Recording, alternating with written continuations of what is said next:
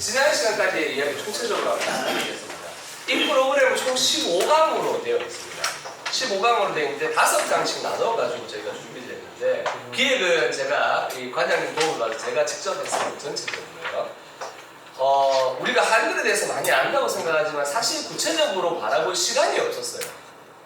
저는 말씀드렸지만 이 지금 무너진 대한민국을 이겨오는데 여기 계신 분들이 한평생을 바치셨기 때문에 이 정말 우리말을 사랑하고 아끼지만 제대로 바라볼 수 있는 시간은 없었어요. 학생들은 지쳐서 안 봐요. 그러다 보니 가장 중요하고 소중한 우리말이 어느 순간 우리부터 멀리 떨어져 있게 되는 건 사실입니다. 근데 이제 좀 시간이 있을 때, 여유가 좀 생겼을 때 한번 깊게 바라보자는 차원에서 어떻게 했냐면 첫 번째 프로그램에서는 우리 대구, 그리고 한글, 영남 이런 내용들 중심으로 좀 크게 우리말에 대해서 좀 배우는 시간을 좀 가지자라고 한 차원에서 준비를 했고요. 그리고 두 번째는 뭐냐면 그러면 이제 좀 구체적으로 좀 들어가 보자. 그 중에 일제강점기, 우리가 나라를 잃어버렸을 때 마지막까지 우리나라에서 우리나라 안에서 마지막까지 목숨 걸고 독립운동을 했던 마지막 단체가 조선어학회였었어요. 나머지 분들은 이제 임시정부로 넘어가셔가지고 중국에서 군대를 만들었어. 우리나라를 되찾기 위해서 준비를 하고 계셨고 마지막까지 이 안에서 문화활동을 하면서 언젠가는 되찾을 나라를 위해서 준비를 하고 계셨던 팀이 조선어학회였는데 그분들이 지금 저희 한글학회의 선배님들이세요. 우리나라에서 가장 오래됐어요. 100년 된 학회입니다. 저는 지금 한글학회 대구 지부에서 활동을 하고 있고요. 이제 그 조선어학회 분들 중에 대구 경북 분들이 좀 계세요. 이 33인의 투옥되는 열사들이 계신데 그분들에 대한 이야기를 5강 정도 해가지고 대구와 인연이 있는 분들을 중심으로 이 다음 테마 때 한번 5강 정도로 해보려고 합니다. 그 뒤에는 이 앞에 제가 수업까지 잠깐 보여드렸는데 의외로 용비어천가나 훈민정음 해례본이나 아니면 그런 내용들 구체적으로 좀 보니까 재밌으시잖아요. 우리가 생각하는 거와 다르게 그 책 되게 재밌어요. 근데 한 번도 제대로 볼 시간이 없었기 때문에 제가 그 다음번에 마지막 강의 때는 5강 정도로 해서 훈민정음 해례본, 용비어천가, 월인청강지곡, 석보상절, 월인속보에 대해서 구절별로 좀 재밌는 구절들만 뽑아서 같이 한번 읽는 시간을 가져보려고 합니다.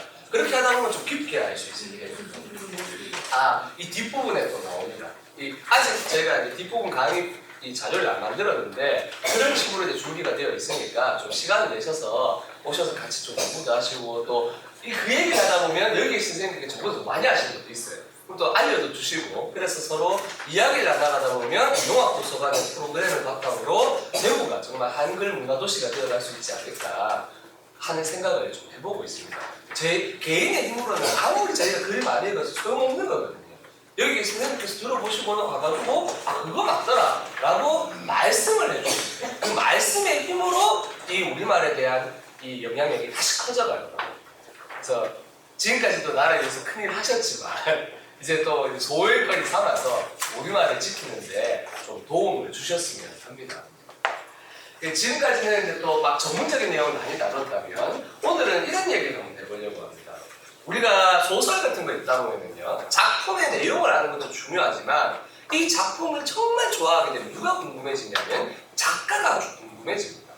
맞잖아요? 도대체 이 사람 어떻게 살았길래 이런 작품을 썼을까? 이런 고민들을 하게 되는 것이죠.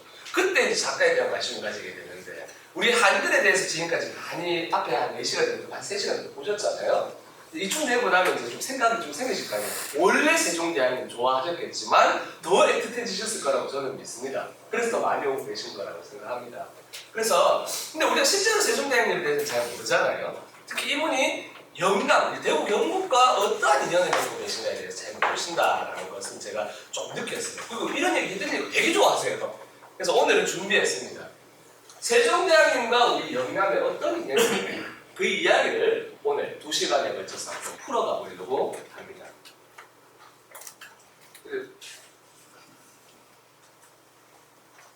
저는 한글 문화 영남을 다시 보는 관점이라는 말로 이 얘기 좀 시작하려고 하는데요.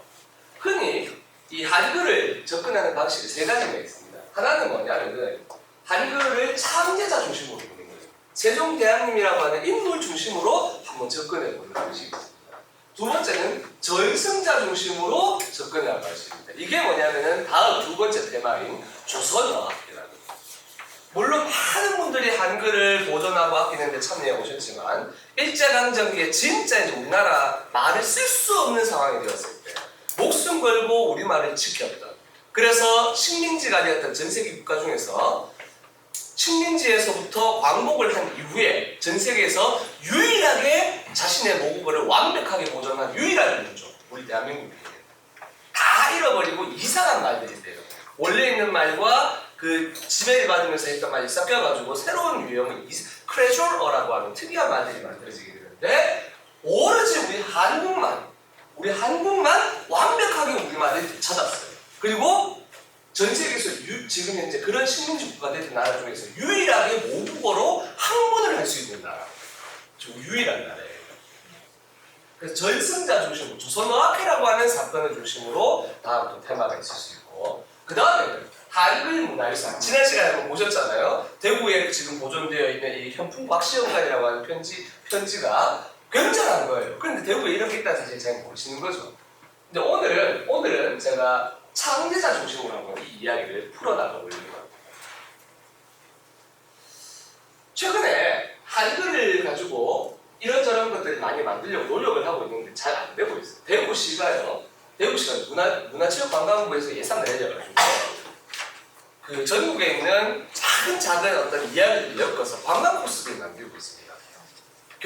영남은 이번에 뭘 선택했냐면요. 영남이 지금 영남 사진이 유명하잖아요. 선비 문화가 유명한데 사실 우리가 말만 알지 잘 모르기 때문에 한국관광공사에서 선비 이야기라고 하는 이 프로그램을 만들어가지고 예산을 써가지고 지금 관광 코스를 만들고 있습니다.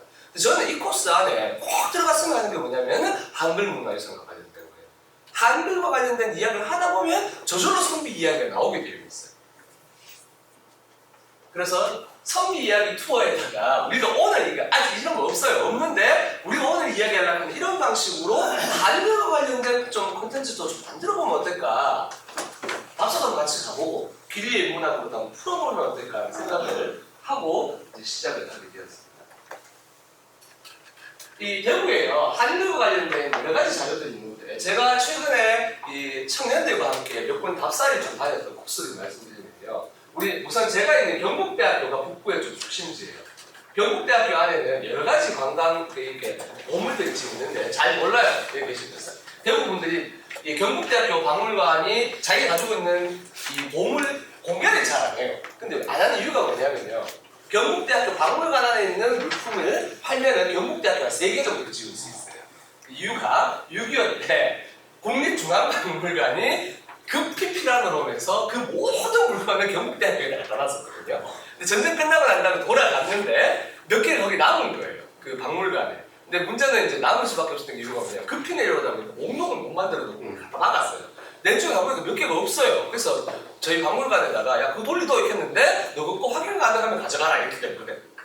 그런데 확인 방법이 없죠. 전쟁통에 내려왔는데 무슨 확인 방법이 있겠어요? 그래가지고 지금까지 공개를 안 하고 제가 가지고 있어요. 몇몇 사람들만 알고 있는 얘기인데 어쨌든 간에 그 박물관 안에 국보급 보물이 되게 많아요. 일부러 뺏어갈까봐 지금은 공개를 안 하고 있어요. 근데 그 중에 공개가 되어 있던 것 중에 몇 가지가 뭐냐면 우리 경북대학교 관련된 것은 우선 경북대학교 무술 오작비 하는 게 있습니다.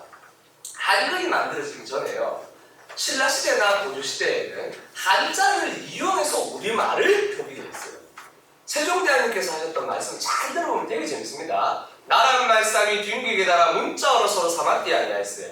우리나라 말은 있었다는 거예요. 그런데 우리나라 말하고 중국의 문자가 안 맞기 때문에 문자가 없어서 중국 문자를 가지고 왔기 때문에 두 개가 안 통해서 일반 사람들은 자기 뜻을 못 펼친다라고 하는 말씀이에요. 그러면 지금 우리가 쓰고 있는 이 말과 비슷한 말이 세종대왕님 이전에도 있었고 고조시대에도 있었고 신라시대에도 있었고 그 이전에도 있었는데 언제까지 있었는지 몰라요. 그 우리말이 있었던 증거 중에 신라시대에는 한자를 이용해서 우리말에 조금씩 적었어요. 대표적인 게 뭐냐면 사람 이름은 아무리 어쩔 수 없기 때문에 우리말처럼 표기를 해야 돼요. 그래서 한자를 빌려서 그래서 우리말을 표기한 기록들이 몇 가지가 있는데 그것을 나타내는 몇 가지 보물들이 있는데 그 중에 한 개가 경북대학교에 있는 무술오잡비라고 하는 거예요. 별거 아니에요. 근데 여기에 우리말을 표기하기 시작한 그 증거들이 나오기 시작합니다. 그리고 음식띠미방이라고 했습니다. 조선시대에 장계양이라는 분이 계셨습니다. 혹시 아시는 분 손 들어보세요. 안동에 아, 맞습니다. 네. 안동분이신데 결혼해서 영양가정을 하셨거든요. 네. 그 소설가 이문열 선생의 저희 때 할머니 되시는데요. 이분이 여성분으로서는 유일하게 불천이 제사를 받으시는 분이에요.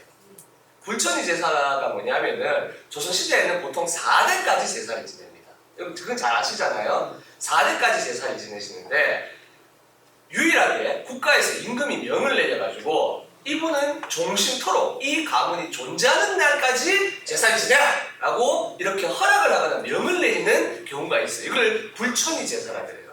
근데 대부분은 정말 대학자가 나왔을 때 그 집안에다가 불천이 제사를 내려요. 근데 조선시대에 장계양이라는 이분에게 조선조정에서 뭘 내리냐면 불천이 제사를 내려요. 이분이 그 어려운 땅에 가가지고 남편을 일찍 사별하고 남편이 남겨준 유산과 그 다음에 그 집안의 자식들이 데리고 뭐냐면 이 지역을 새롭게 개간해가면서 이 자식들을 정말 큰 정승판서까지 다 키워가지고 이 쉽게 공동체를 키우는 데 기여를 하시게 돼요. 그래서 그거를 빌려가지고 어떻게 하냐면 이분의 불천의 제사를 진행해요. 근데 이분이 남기신 글 중에 음식 비밀방이라고 하는 책이 있어요. 지난 시간에 한번 제가 보셨잖아요. 딸내미들은 그냥 가지고 가지 말고 베껴가라 했던 그 책이에요.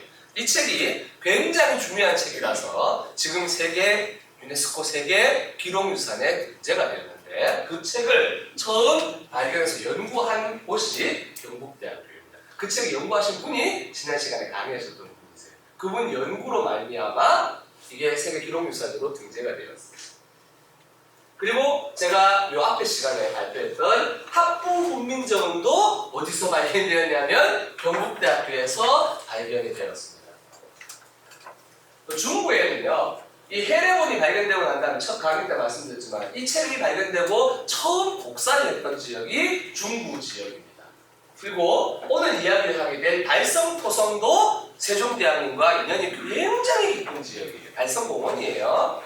그리고 이 뒤에 앞으로 이제 다음 테마 때 이제 한번 이야기 될 분인데 애산 이인 선생이라는 분이 계십니다. 조선어학회 분이신데 건국훈장을 받으신 분이고 초대 법무장관을 지내셨고 초대 반민족특별위원회 위원장을 지내다가 이승만 대통령한테 개겨가지고 잘렸어요. 그리고 돌아가실 때 전 재산을 한글학회에 기증을 하셨는데 이분이 의혈단이라고 하는 무장항쟁 단체의 무료 변론을 하셨어요. 일제강점기 때.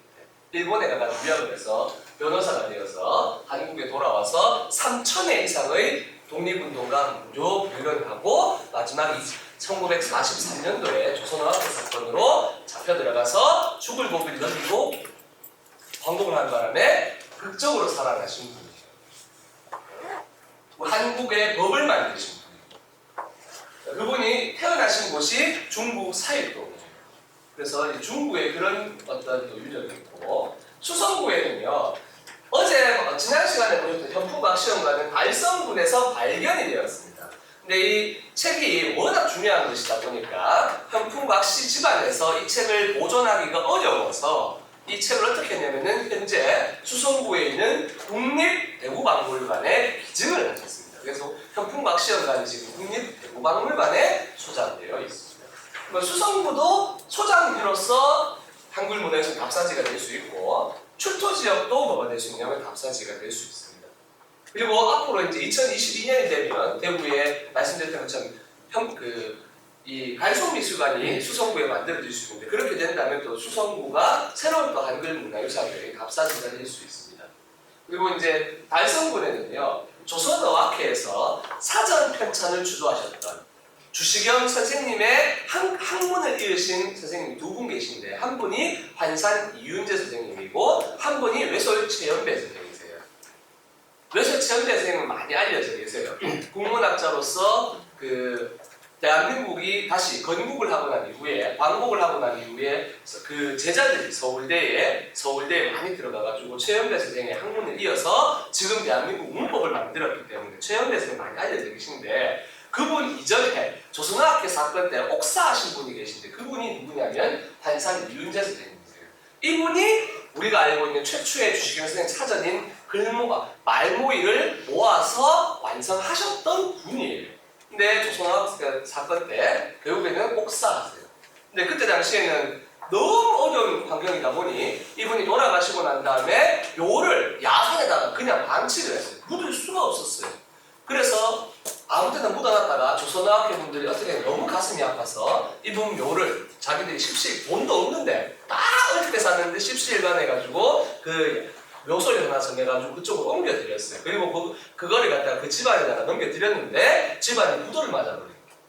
너무 어려운 살림을 살다 보니 그 집안이 가지고 있던 모든 재산을 뺏겨버렸어요. 그러면서 이 묘소도 뺏기는 바람에 이 묘소를 다시 대구에 있는 모야산으로 지금 한산 이윤재 선생님이 있었던 다사업에 이것도 그냥 야산이었어요. 그냥 또 옮겨왔어요. 대구로 옮겨와서 이 인근의 다사업에다가 방치를 해가지고 놔뒀는데 이때 조선어학회에서 뭐했냐면 너무 가슴이 아파서 한글로 된 비석을 하나 조선어학회 이름으로 새겨드렸어요. 비석을 하나 새겨드렸었는데 저희 한글학회에서 이제 나라가 지금 이 정도까지 됐으면 아무리 못해도 이건 너무하다. 하다못해 한산 이윤재 선생님 같은 분들은 현충원이라도 좀 옮기다 하면서 한 몇십 년을 저희가 싸웠어요. 그래서 2016년에 마침내 어떻게 됐냐면 현충원으로 모셨습니다. 현충원을 모실 때 저희가 한글학회에서 한 1년에 한 번씩은 한글날 가가지고 거기서 하모니카로 세종대왕님 노래도 부르고 이래 했는데 저희끼리 장막하겠던 거죠. 근데 이제 드디어 어쨌든 간에 2차 지차 해가지고 옮겼습니다. 옮겼는데 저희가 옮겨갈 때 다른 건 몰라도 이 비석 꼭 옮겨가야 된다고. 이 비석이 역사라고. 한글학회에서 돈을 내가지고 얻는 돈의 비문에다가 한글로 새긴 비문이에요. 한글로 새긴 비문이 많지 않습니다. 그래서 이 비문을 꼭 옮겨가야 된다고 현충시설로 옮겨가야 되겠는데 현충원법에는 그게 불가능하다고 하네요.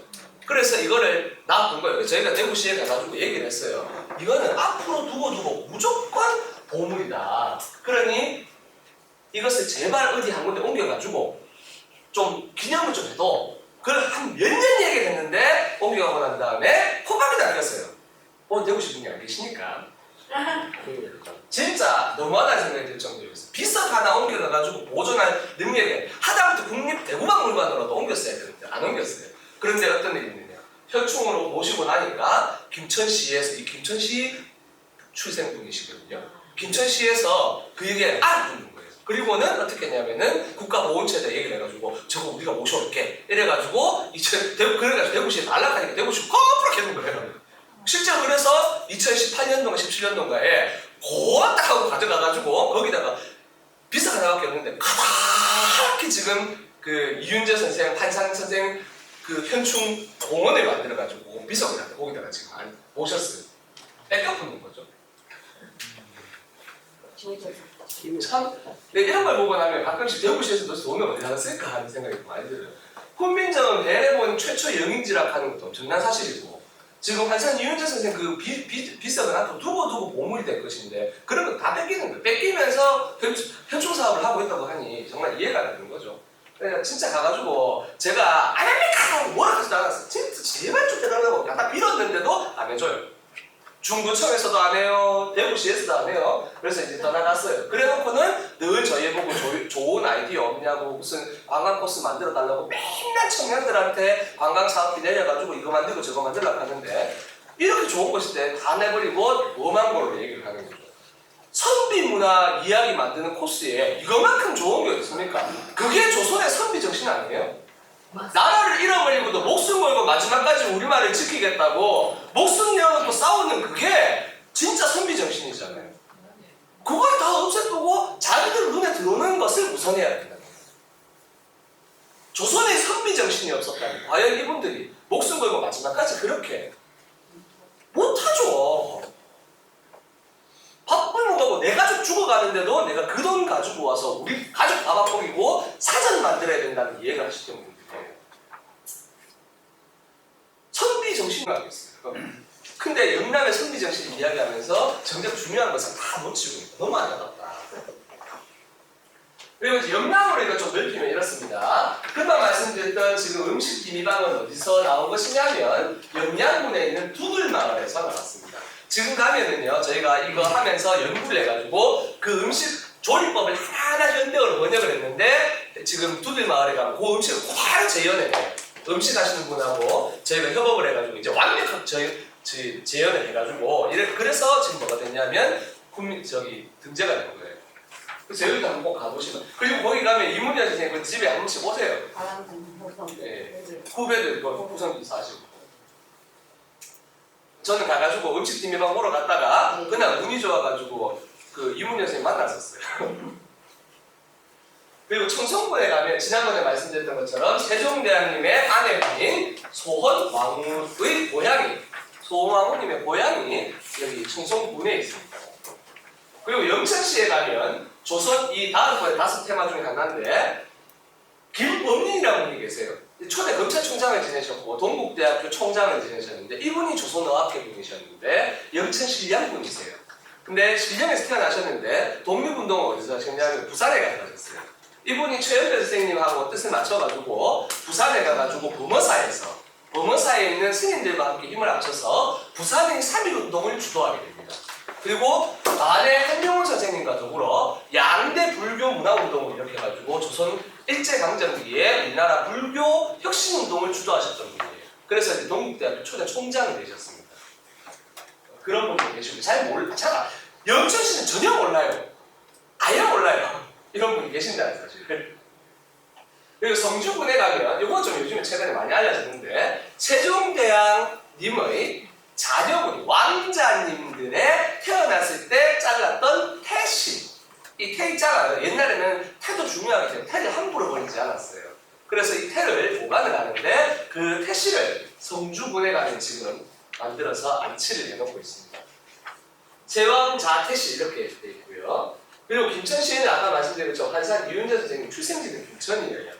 지금 현재 가면 공원이 조성이 되어 있습니다. 그리고 훈민정음 해례본 중에 최초의 그 해례본이 안동본은 안동에서 발견되었고 얼마 전에 그 말씀드렸던 상주본이 상주에서 발견되기 때문에 이런 이야기를 엮어나가기 시작하면은 대북 영국은 한글 문화유산으로 말이죠 가장 차게 되어 있어요. 근데 잘 관심들이 안 가지시는 거죠. 내가 늘 가는 안동이지만 새로운 시각으로 접근하는 안동은 또 달라 보일 수 있거든요. 근데 왜 한글이 중요하냐면 특정 문학이나 특정 작가를 중심으로 하면 한 지역밖에 못 봐요. 왜? 그분이 거기만 살았을 테니까. 아니면 그분은 그 지역과 관련된 분이니까. 근데 한글은 대한민국 모두의 것이잖아요. 그러면 한글 관련된 걸 하게 되면 영남의 선비 문화며 영남의 현대 문화며 그 독립운동이며 이런 것들이 다 엮여들어가지고 영원함이라고 하는 세계를 다시 바라볼 수 있게 되는 거예요. 이 안에 모든 정신이 다 있기 때문에. 근데 왜 이렇게 좋은 키워드를 두고 설명을 그렇게 해줘도 안 할까? 저는 개인적으로 좀 안타깝긴 한데 여기 계신 분들 좀 들어보시고 맞다 싶으면 자녀분들하고 한번 같이 가보시고 그리고 대구시에다가 이런 거 좀 하자고 또 제안을 좀 해주시고 그랬으면 좋겠습니다. 이거 말 안 돼. 예? 제가 능력이 너무 없어가지고 이게 시간 강사에 불과해서 아니 우리가 해도 말을 안 돼. 근데 같은 목소리를 계속 내어주시다 보면 누군가도 들어요. 그 중에 늘 그랬어요. 한 10년이 걸리더라도 이렇게 같은 목소리를 내고 있다 보면 누군가는 다 와서 그 얘기 듣고 해야겠다 하는 순간 돼요. 그러니까 그날이 올 때까지 여기 계신 분들이 함께 같은 목소리를 내어주십사 하는 이야기를 하게 됩니다. 이 세종대왕님과 달성도성에 대한 이야기가 우리 이야기 시작인데요. 요거는 그 유명한 삼국사기 지리지입니다. 삼국시대의 역사를 기록해놓은 고조시대에 있는 두 가지가 있습니다. 하나는 김부식 선생님께서 쓰셨던 삼국사기이고요. 이 사기에서 삼국사기라는 책에서 빠져있는 역사를 유사라고 불러요. 거기에서 빠진 역사라는 뜻이에요. 그 삼국사기에서 빠진 역사를 되살린다는 뜻에서 이전선사께서 삼국유사라는 책을 남기시게 됩니다. 삼국사기가 정사에 가깝게 쓰였다고 하는데 삼국유사가 정사가 아닌 게 아니고요. 삼국사기를 쓸 때 이 전설과 설화가 있다는 사실을 김무식 선생님이 알고 계셨어요. 그런데 그 이야기들이 전부 신이한 이야기, 기이한 이야기, 그리고 절과 관련된 이야기가 많았어요. 그래서 쓰면서 의도적으로 제껴버린 거예요. 그래서 이현사사께서 다시 복원을 하면서 삼국유사라는 이름 자체가 그거예요. 삼국사기에서 빠진 이야기가 삼국유사라는 이름이에요. 원래 이름 자체가 그래요. 그래서 뒤에다가 같이 해놓으셨는데, 근데 삼국사기는 객관적으로 썼기 때문에 좋은 점이 있어요. 적어도 자기가 눈으로 확인 불가능한 건 절대 안 쓰셨어요. 굉장히 중요한 사실인데, 뒷부분에 가면 지리지가 나와요. 이 지리지에 대구와 관련된 내용이 나옵니다.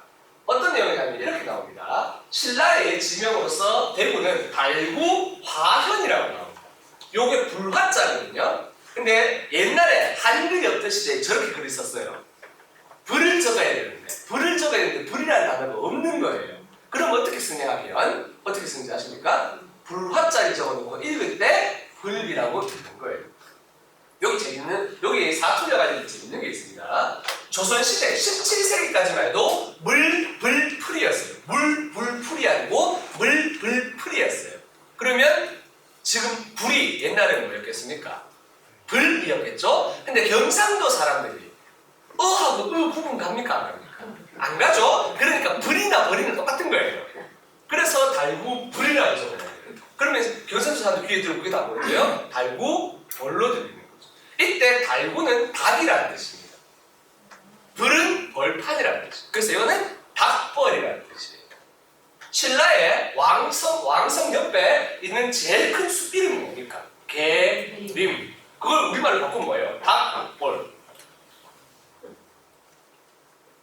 여기가 달성 지역이잖아요. 달성이 닭성이라는 뜻이에요.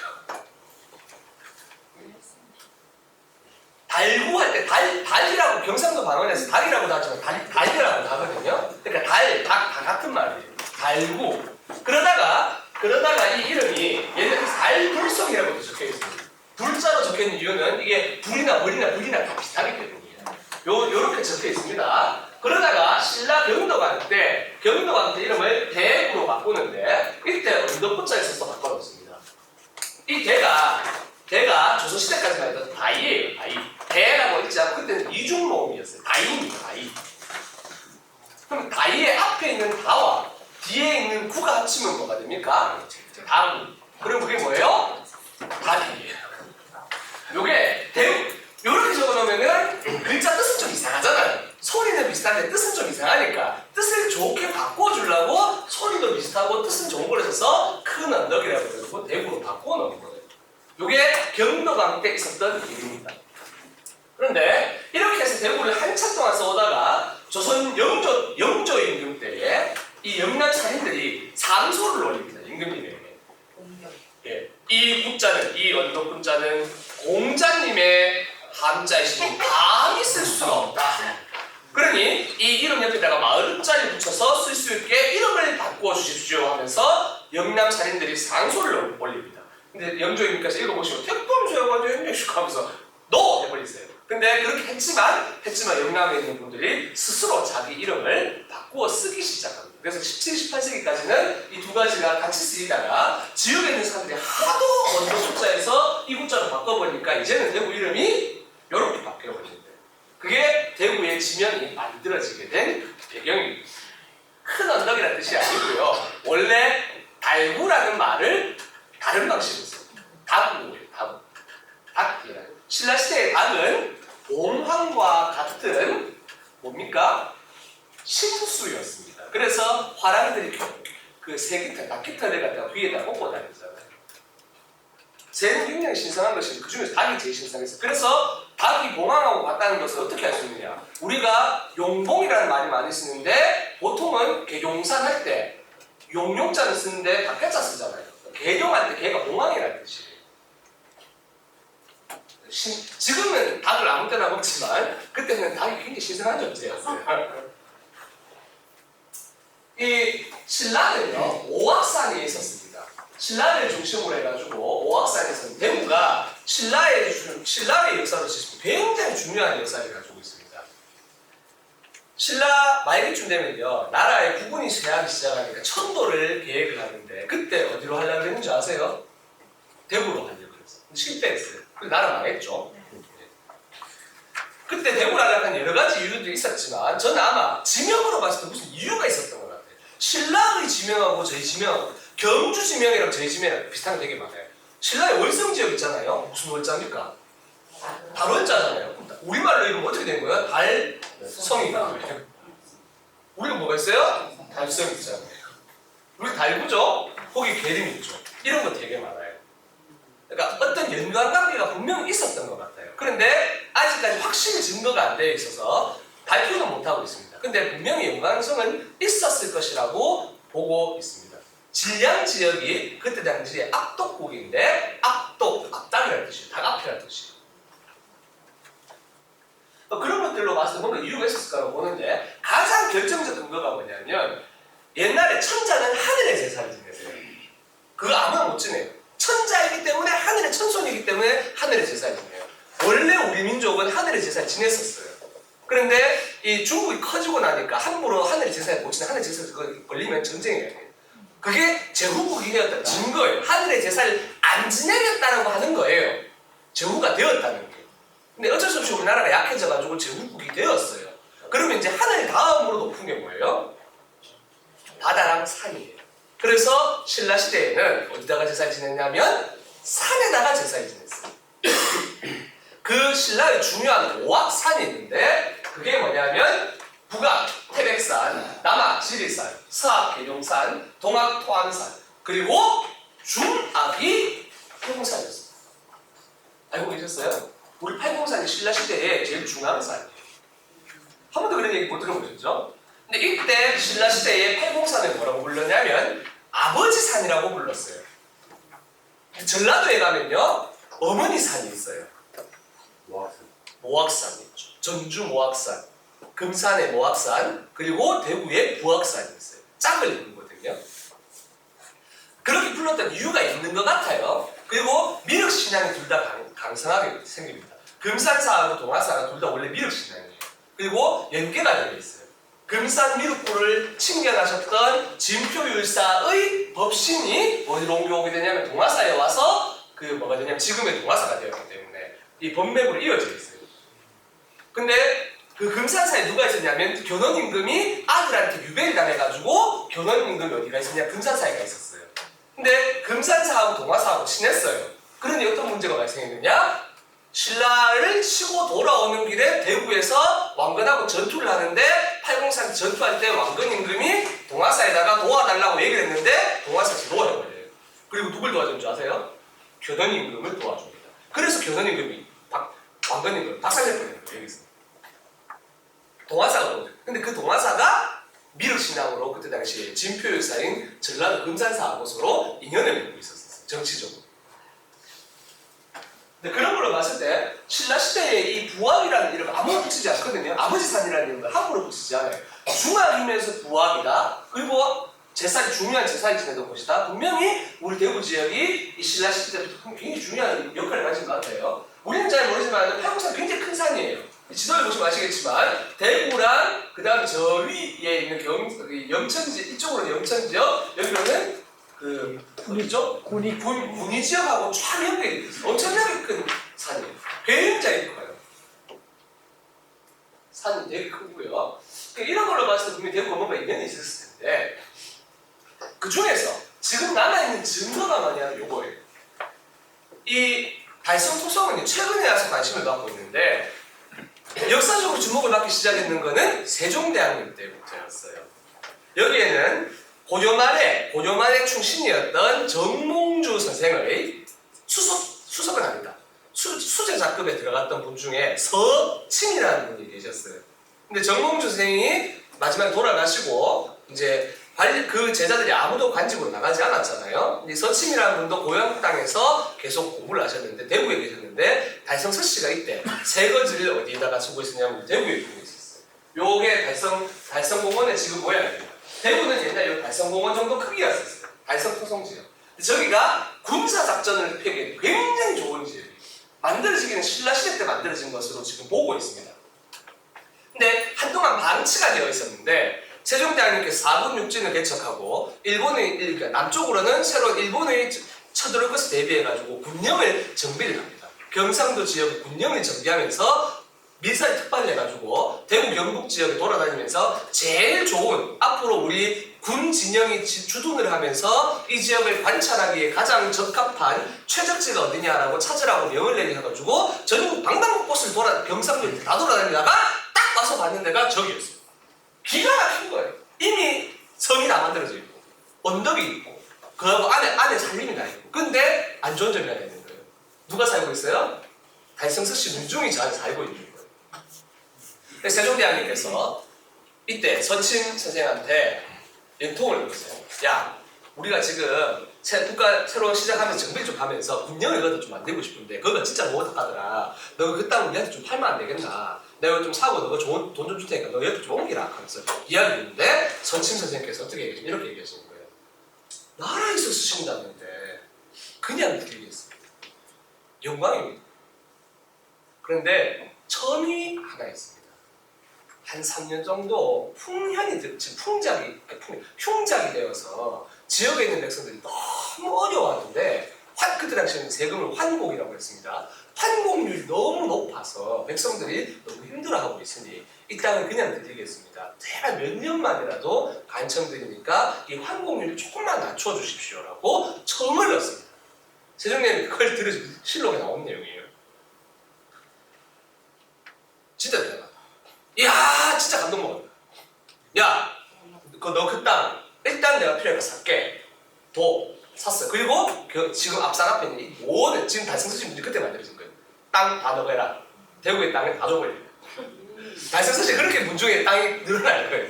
그리고 야 그거 걱정하지 마라. 너가 환공률 1% 지금으로 치면은 세율 1%인 거예요. 1% 고정. 언제까지 고정되었는 줄 아세요? 조선이 망하는 그날까지. 환곡으로 대한민국 조선이라는 나라가 망해가는 그 시기에도 대구의 시민들은 환곡 때문에 고민하지 않았습니다. 이럴 때 박수가 그분의 길이는 지금 서친나무라고 하는 이 나무가 어디에 있냐면 이 지금 달성공원 안에 가면 있습니다. 이분 공부를 많이 하셔서 학덕으로서 뭐 알려주신 분이 아니에요. 그냥 조용히 은갑을 사셨기 때문에. 그런데 이런 일을 하고 나니 그 혜택을 대구 시민 전체가 대구의 백성 전체가 500년 동안 누린 거예요. 얼마나 감사합니까? 그죠? 그래서 이후에 이분의 길이는 서원을 만들게. 그게 구암서원이라는 서원입니다. 원래 중구에 있다가 최근에 중구의 땅을 팔고 달성서씨 문중에서 유지가 안 돼가지고 지금 북구에 가면 큰 산이 하나 있는데 산 위에 언덕에다가 지금 복원을 해뒀어요. 그것조차 운영이 안 돼서 지금은 달성서씨 문중에서 운영을 안 하고 여러 선비 집안에서 같이 공동 운영을 하고 있습니다.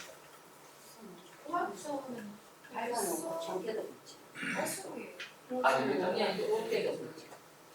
원래 중구에 있다가 지금은 북구로 옮겼습니다. 이 땅이 처음에는 대구였는데 시간이 지나고 난 다음 세종대왕님께서 군령을 만드실 때 요즘에 달성공원이 있어요. 이걸 하고 난 다음에 여기다가 뭐 경상감령이 오게 되고요. 경상감령이 이제 명종 임금 어떤 시대냐면 이토 1호금인데요. 도요토미 히데요시인데요. 우리가 이제 지금 현재 대구 중구 정도 크기의 대구구가 들어오게 되는데 언제 들어오게 되냐면 임진왜란 직전에 들어오게 됩니다. 우리가 막 임진왜란 직전에 동인서인 싸워가지고 막 나라가 많이 뭐 전쟁 일어나니 안 일어나니 이런 얘기 했잖아요. 근데 사실은 전쟁 일어나는 줄 알고 있었어요. 왜냐? 전쟁 준비를 했기 때문에. 다만 정치의 입장에서 급히 터질 것이다 아닐 것이다. 협상이 가능하다 안 가능하다 정도의 차이였지. 그때 당시에 전쟁이 터진 걸 알고 있었어요. 그래서 이 경상도 지역에 경상도 지역 주요 골목마다 11개인지 20개인지 헷갈립니다. 21개의 토성을 긴급히 1년 만에 만듭니다. 급하게 급조해서 막 성곽을 쌓아요. 흙으로. 전쟁해야 되니까. 그때 뭐가 만들어진 대구의 이 성곽이 흙으로 처음 만들어집니다. 그랬는데 전쟁하면서 저기서 팍팍 쌓고 이 토성이 어떻게 된 거예요? 무너져 버린 거예요.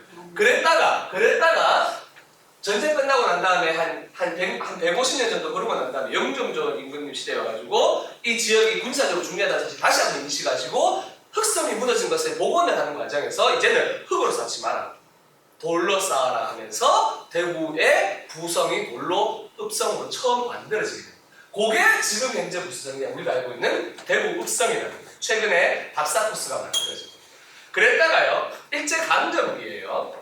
일제강점기가 오기 직전에 일본이 미국을 배워가지고 어떤 방법을 썼냐면 처음에 군사로 밀고 들어오는 게 아닌 거예요. 군사로 임진왜란 때 밀고 들어갔는데 이야, 이 의병이라 하는 전 세계 유래를 알 수 없는 희한한 집단이 나타나가지고 나라는 망해가는데 백성들이 더 힘을 모아서 나라를 지키는 거예요.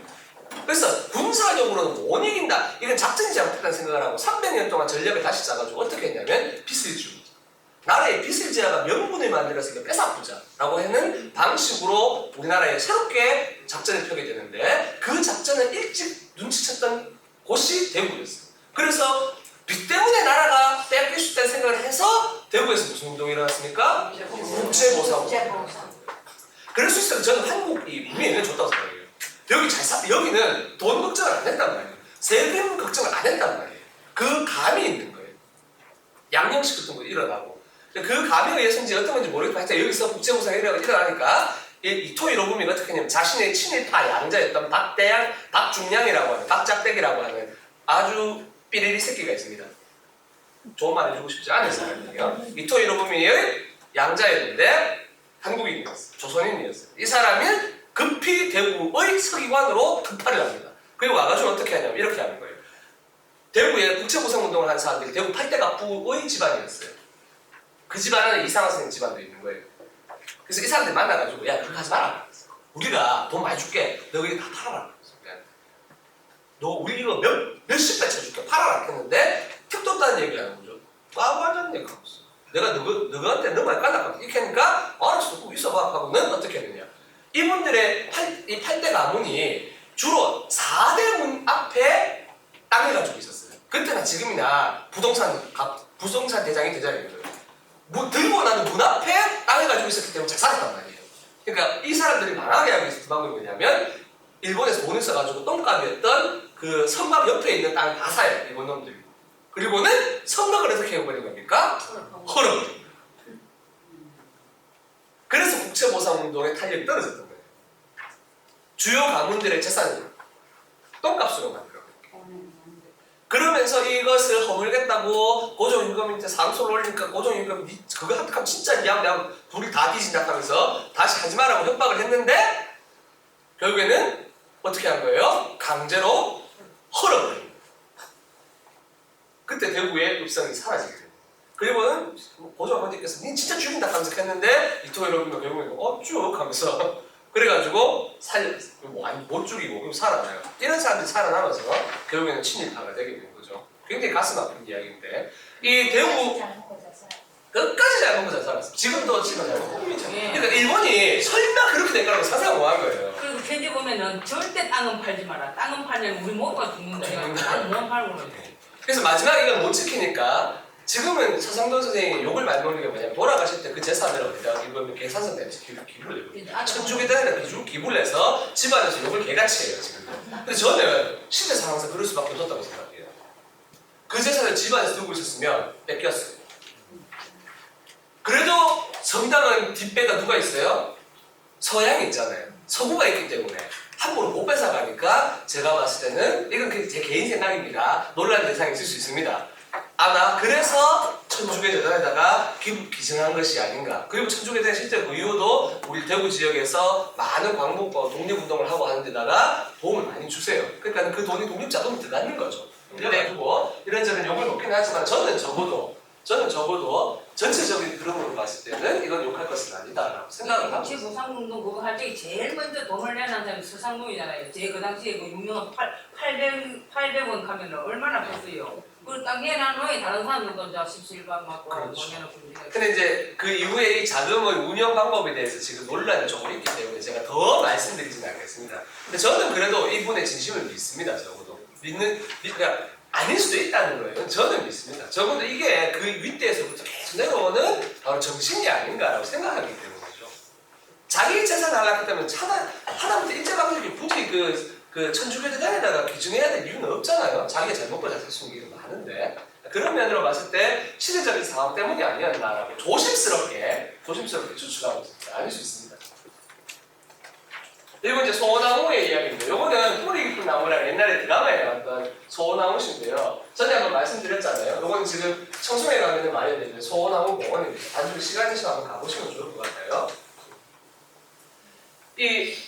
요거는 지난 시간에 많이 말씀드릴 때 크게 설명 안 하고 넘어가겠습니다. 소나무께서 어떤 짝을 내셨어요?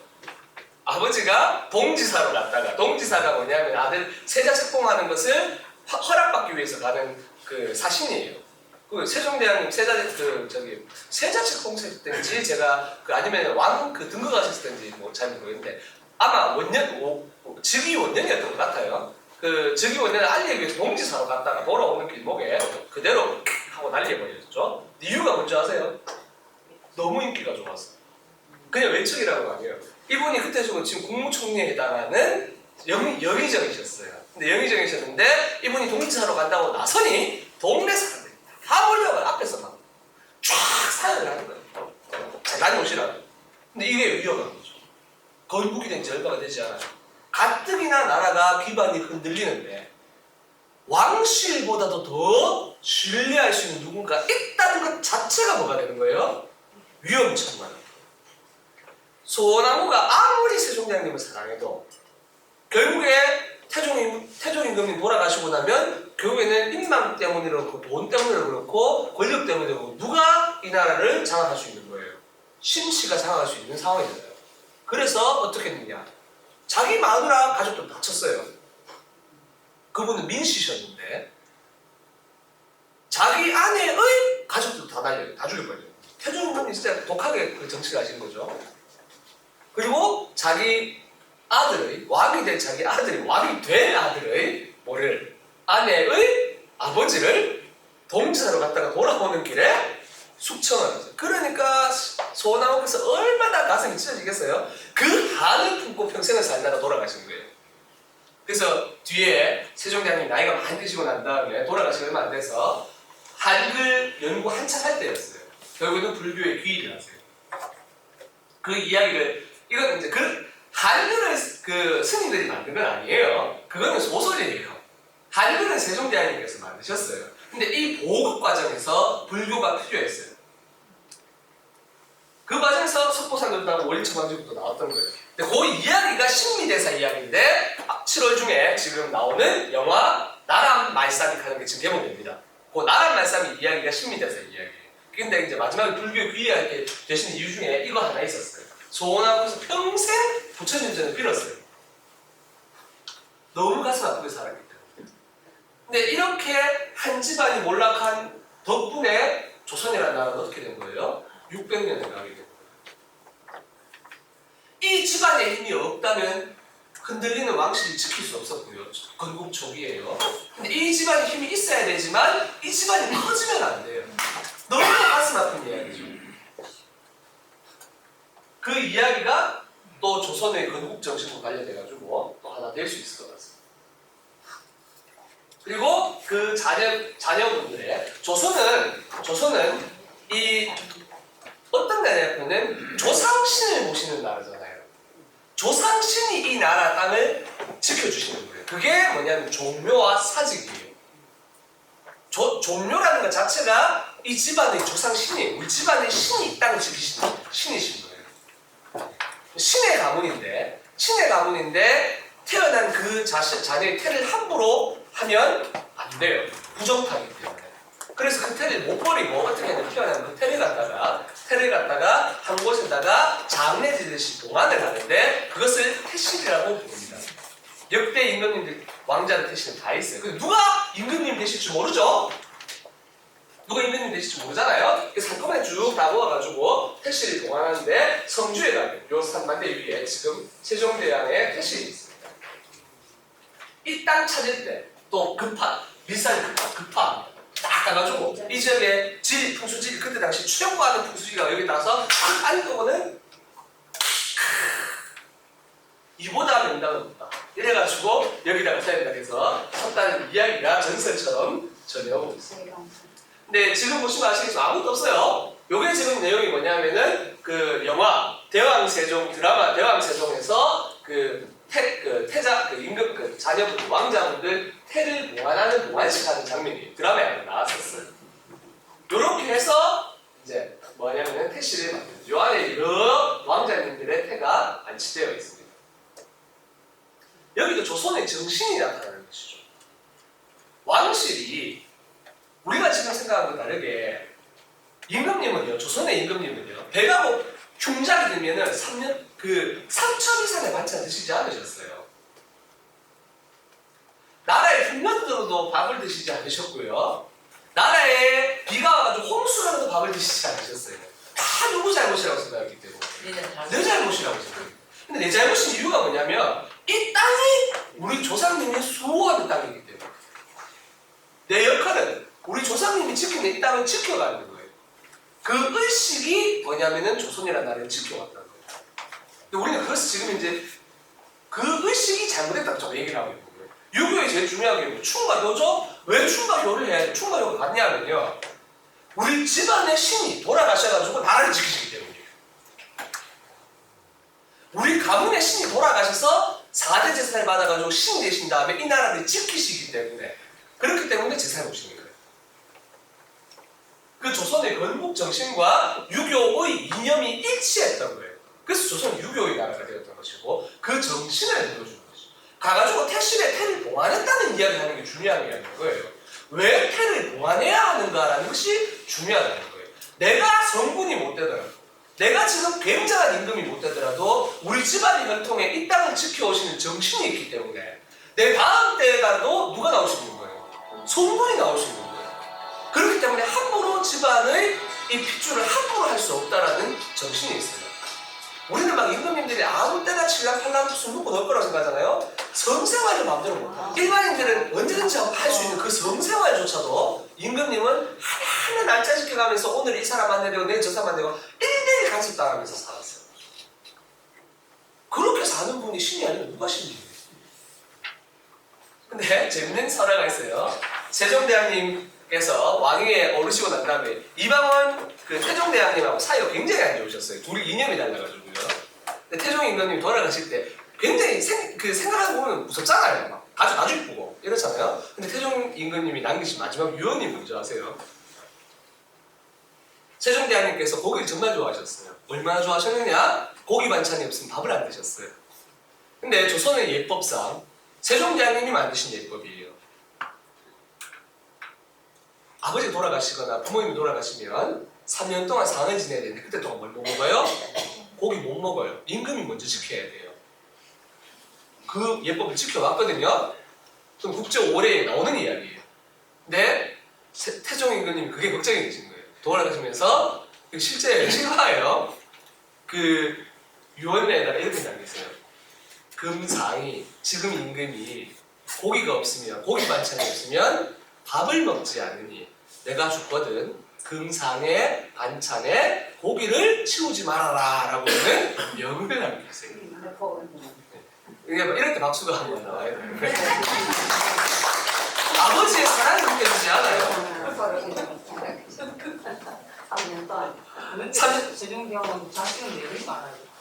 그게 이제 왕실 그때 위태롭지만 앞으로는 결국 이 나라를 지켜가는 것이 누구냐면 왕손이기 때문에 여러 아니 제가 그걸 했는데 언제가 애를 만큼 많이 만들어. 그거는 정해줘요. 오늘 누구하고 그 해야 되고 학부모에 누가 해야 되고 그거는 왕이 결정하지 않아요. 그거는 그 관상강 교수라고 해가지고 천문지리를 보는 분들이 안에 늘 계세요. 그래서 오늘은 누구하고 배합이 맞고 누구하고 배합이 맞고 그래서 잉태를 하게 되면 그분은 잉태하신 분도 그날로부터 언제까지는 태교를 하는데 그것을 싹 시킨 대로 해야 돼요. 우리가 생각하지 마음대로 못 살아요. 볼 것도 함부로 못 보고 먹는 것도 함부로 못 먹어요. 다 올려주는 대로 해요. 그게 시키는 대로 하는 거예요. 왕이 시키는 게 아니고 왕이 이 나라를 지켜와야 되기 때문에 이 혈통을 지키기 위해서 조선의 수많은 사람들 지켜보고 그거 다 해야 돼요. 굉장히 어렵게 살았어요. 그 세종대왕이 이렇게 하신 이야기를 들어보면 태종 임금이가 그렇게 원수시간처럼 천천히 원수시간처럼 살았는데도 마지막에 돌아가실 때 남긴 유언은 그런 걸 거예요. 내 아들이 고기 반찬에서 밥을 못 먹으니 고기 반찬 절대 빠짐없지 마라. 그래서 먼저 고기 반찬 올렸대요. 근데 세종대왕님께서 되게 살이 많이 찌셨어요. 네. 마지막에 무슨 병으로 돌아가신 줄 아세요? 네, 당뇨병으로 돌아가세요. 소갈병으로 돌아가는 그 당뇨병인데 고기 반찬 너무 많이 드시는 거죠. 경무와 고기 반찬에 의해서. 그래서 장수아지택이에요. 그런 이야기. 우리가 이 가족의 이야기라는 것도 세종대왕님만 바라볼 게 아니라는 거예요. 세종대왕님의 아드님들과 관련된 이야기도 많기 때문에 그분들이 결국에 조선을 만들어가는 데 기여를 했잖아요. 안타까워. 이 아드님들 중에서 제일 천재였던 분이 누군지 아세요? 조선 최고의 천재. 조선 통틀어 최고의 천재 누군지 아세요? 아니에요. 문종임금님이세요. 세종대왕님의 아드님이셨던 문종임금님이 조선 최고의 미남이자 최고의 천재였어요. 유태실이죠. 근데 단명하셨어요. 우리 옛말에 천재는 단명한다는 말이죠. 세종대왕님이 일찍 그러니까 왕위를 안 넘겨줬다 뿐이지 일찍 그 일을 누구한테 넘겨줬냐면 문종임금님한테 넘겨줘. 원자 시절부터 임금이 해야 되는 일 다 했어요. 문종임금 거의 다 하셨어요. 얼마나 천재였냐면 우리가 지금 알고 있는 치국기를 만든 분이 문종임금이었어요. 문종임금이 원자 시절 때 5세 때 뭘 했냐면은 세종대왕님 지나가고 계시면 오늘 비 와요. 그럼 비 와요. 며칠 후에 비 와요. 그럼 비 와요. 너무 신기하잖아요. 원자 이거 왜 안 와? 모르니까 실험도 해본 거예요. 세종대왕이 그런 거 잘 시키시거든요. 야 오늘 비 오겠나 안 오겠나? 옵니다. 오는 거예요. 신기한 거예요. 그래서 어떻게 알았는지 모르니까 몇 년 동안 그 비 오는 것을 측정을 해가지고 기록을 해놨는데 오늘은 이런 징후들을 봤을 때 비가 옵니다. 그 얘기를 듣고 세종이 깜짝 놀라가지고 야 장영실 여기 와봐. 지금 저 하는 얘기 들어봐. 이래가지고 장영실 선생님한테 뭐를 시키신 거예요? 원자의 이야기를 듣고 만들어라 했던 기계가 치국이에요.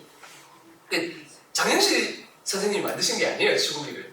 장영실 선생님은 기술력이 있었다 뿐이지 이걸 만든 분이 문종임금님이세요. 그거 외에도 세종대왕님이 펼치셨던 수많은 업적 중에 상당 부분을 말년하셨던 수많은 부분의 상당한 업적을 문종임금님이 하세요. 너무 경무에 시달리다 보니 세종대왕이 돌아가시고 병 유약해가지고 어떻게 됐냐면 일찍 돌아가시게 돼요. 이게 이제 비사 슬픈 역사죠.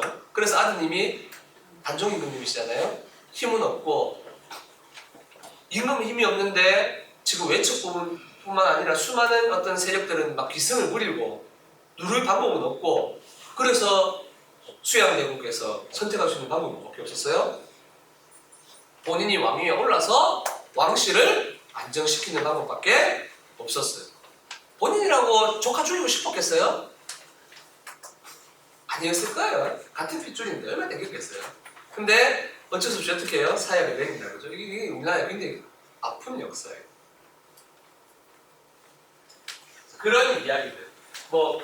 이 작은 택실 하나에도 우리 가족사라고 하는 것들을 알아볼 수 있습니다. 아픈 역사잖아요. 조선을 만드는 과정에서 수많은 사람의 피를 흘렸고 제일 많이 흘리면 가족이 제일 많이 흘렸어요.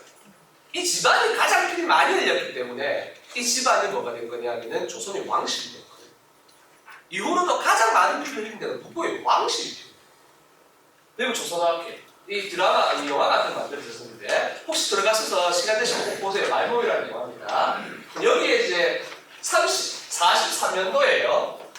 이 사전 만드는 팀들이 결국에는 사전 만든 사람 들켜가지고 이제 42년도에 잡혀 들어갔는데 이때 두 분이 돌아가시는데 누가 돌아가시냐면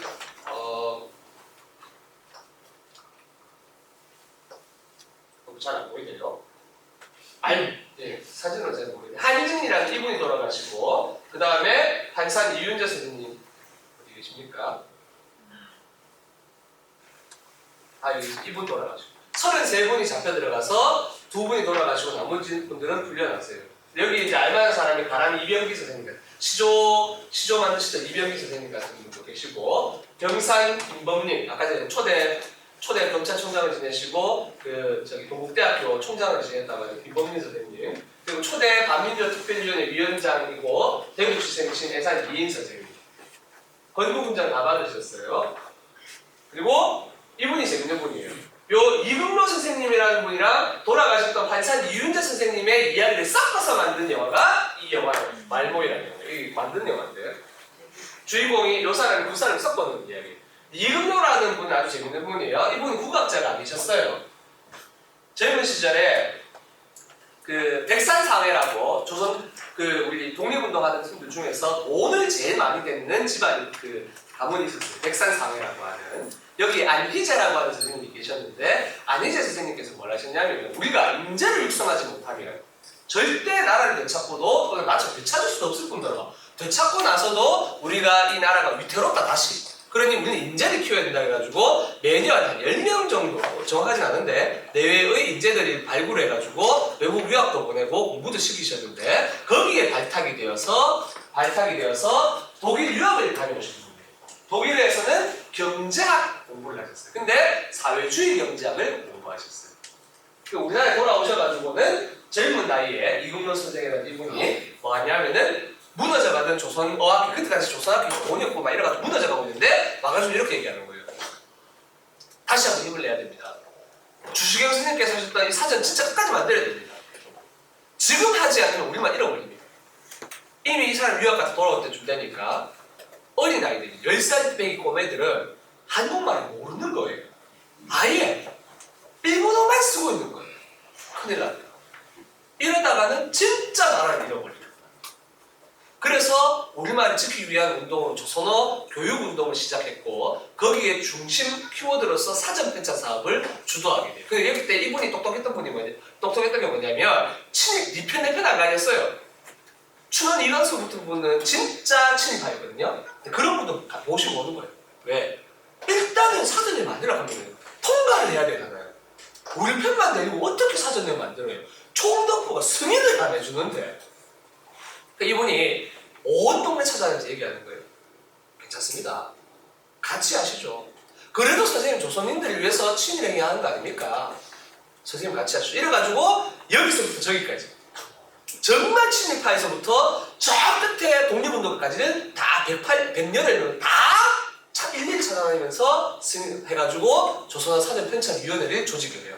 그 힘이 있었기 때문에 총독부에서 조선어학회가 마지막까지 사전 만드는 것을 방해하지 못했었어요. 그리고 마지막에 총독부에서 넣을 때는 중요 원고를 빼고 3분의 1 정도만 원고를 주고 넣었더니 총독부에서 입이 막 튀나가지고 알겠다 하면서 요거 고치고 요거 고치고 요거 고치라고 얘기했어요. 그래서 알겠습니다 하고 가가지고 안 고치고 준비 딱 해서 출판에 딱 들어갔는데 그것을 열리 붙는 거예요. 그게 42년 됐었어요. 그리고 3년 동안 재판에 가게 되는데 재판 결과가 나오기 3, 4일 전에 뭐가 되고 거예요?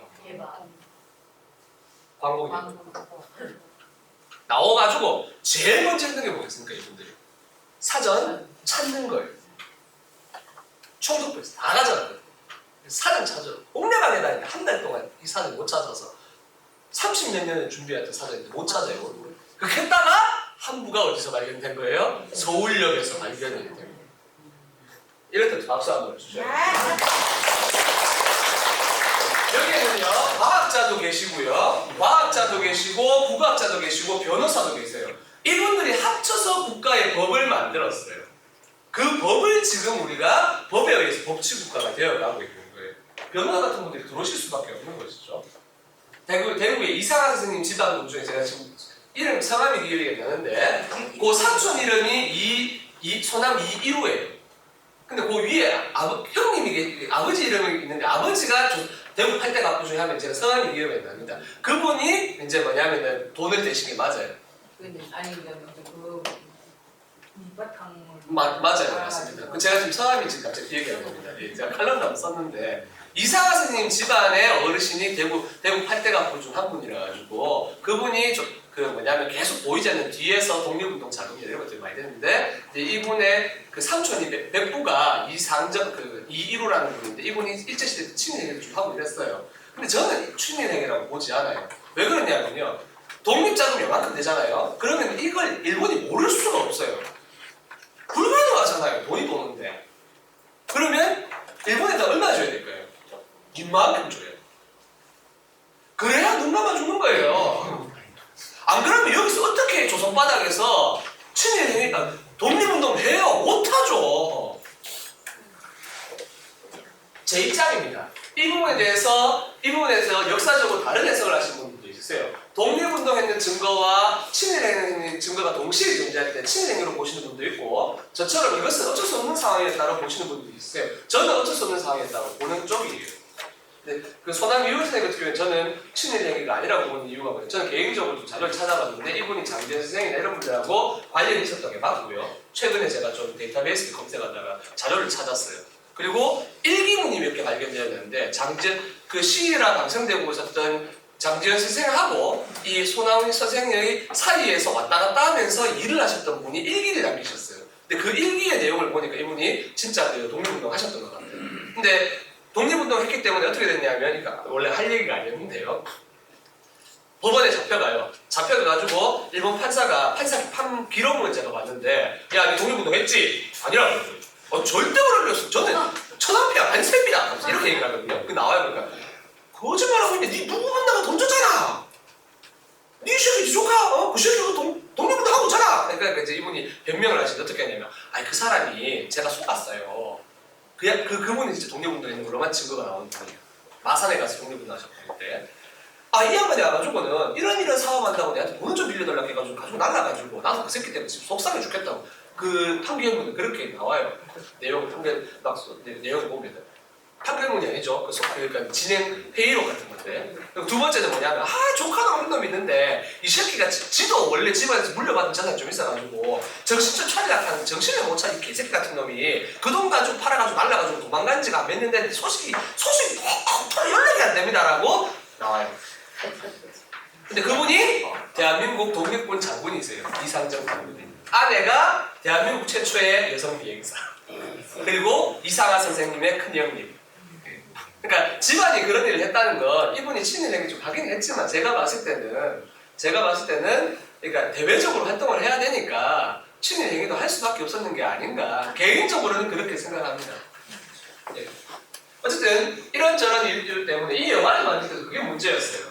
안에 계셨던 분들 중에도 친일행위 쪽으로 좀 걸려있는 분들이 있거든요. 근데 우리가 친일행위 조금 했다고 해서 이 문제를 다 엮어놓기 시작하면 일제시대에 대한민국 안에서 독립운동에 대한 사람들이 아무도 마지막까지 이야기할 수 있는 사람이 없어요. 몇 명 안 돼요. 그 몇 명 안 되는 사람 중에 한 명이 몇 분이 여기 계신 분들이에요.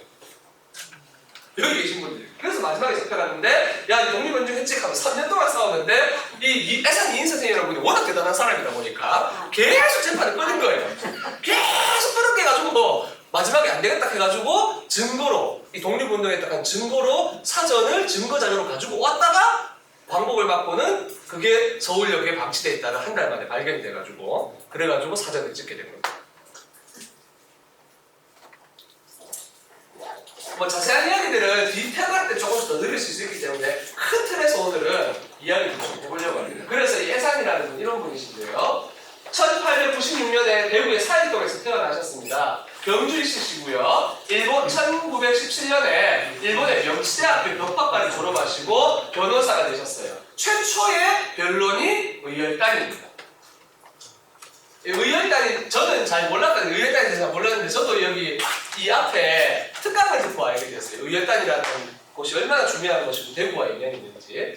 저는 산남의진에 좀 관심이 많았는데 산남의진이 고종 황제의 명을 받는 의병 활동이었는데 거기 참여하셨던 분이 대구로 돌아오셔가지고 대구에 박상진 선생이라는 분과 함께 여기 달성공원에서 대한광복회라고 하는 조직을 만들게 되고 그분들이 이제 어느 정도 또 몰타당하면서 만주로 가가지고 세운 곳이 의열단이에요. 의열단의 대구 분들이 한 40% 정도 되셨대요. 그 의열단 연중에 인정해서 대한광복회가 돼요. 그러니까 대구하고 이 의열단하고 대한광복회 굉장히 인연이 많은 거예요. 대구는 의열단 욕하면 안 돼요. 그 의열단 사건의 변론을 맡으셨었어요. 김천 고모를 나오셨고요. 뭐 이런 것들이 나오에 조선화학회 사업권으로 투업돼서 2년 동안 고철 입고는 부사일생 사건으로 나오셔가지고 초대 검찰총장을 지내시고 초대 법무장관을 지내시고 국회의원을 지내셨어요. 그리고 우리 대구에 자랑스러운 독립운동 유산 중의 하나인 조양회관을 건립하셨고요. 돌아가실 때 전 재산을 한글학회에 기증을 하셨습니다. 그리고 1979년도에 한글회관 건립기구도 되셨고 전 재산을 한글학회에다가 기증을 하셨습니다. 1900 빠졌는데 60몇 년도에 건국 훈장을 받으셨습니다. 근데 이럴 때 박수 한번 더. 네, 많이 하는데 대구에서 전혀 관심을 안 가져요. 아마 이런 게 좀 있는 것 같아요. 이분은 진보 쪽도 아니고 보수 쪽도 아니었어요. 그러니까 어느 쪽에서도 지금 현재 현장 사업을 하려고 안 해요. 끝까지 올라갔다가 현장 사업을 하려고 올라갔다가 어느 순간 되면 안 된다는 거예요. 올라갔다가 안 된다는 거예요. 제가 원래 지금 대구시 3.15 100주년 기념사업회 위원회를 하고 있는데 이것 때문에 대구문화재단에서 한다고 그랬었어요. 5월달에 현장 사업 한다고 약속해놓고는 얼마 전에 통보가 와서 못한다는 거예요. 이유를 모르겠어요. 왜 안 된다는 거예요. 이분하고 같이 했던 세 분 중에 두 분은 지금 전라도 분이신데 전라도에서 막 100평 규모의 지금 현장 사업 건물 짓고 난리 났어요. 근데 이분은 전라도에서 관심 안 가져요. 대구 출신 대구에서 관심 안 가져요. 왜 관심 안 가지는지 모르겠어요. 초대 반민족 특별위원회 위원장을 맡았다는 의미가 뭡니까? 정말 독립운동가들 전체가 뭐 했다는 거예요? 인정했다는 거잖아요. 그리고 그때 당시 이승만 대통령이 와가지고 초대위원장 할 때 집에 쳐들어와가지고 야 좀 봐도 하고 했는 거를 노했다가 이제 날아가는 거예요. 유명한 사건. 지금 현재 이 편지 한 통 정도가 남아 있습니다. 뭐 이런 정도의 일이 하죠. 이 내용을 책에 제가 적어놨으니까 한번 살펴보시기 바랍니다. 1964년도에 건국공장 독립장을 받으셨고 1969년에 문화국민공장을 받으셨습니다. 네, 그리고 이제 아까 말씀드렸던 환산 이윤재 선생님인데 요입니다. 달성군 다사업 천동에 있습니다. 여기 앞에 가가지고 저희가 하모니카 부르고 저희끼리 편지 한번 읽고 한글학자들끼리 한 4-5명 가가지고 한글날마다 기념하고 있었는데 드디어 2016년도에 우리 현충원으로 옮기게 되었는데 요 비입니다. 요 비. 지금 이제 가 있는 거예요. 국학자 한산 이윤재님 무덤 이렇게 되어요. 조선어학회에서 돈 내라고 하는 거예요.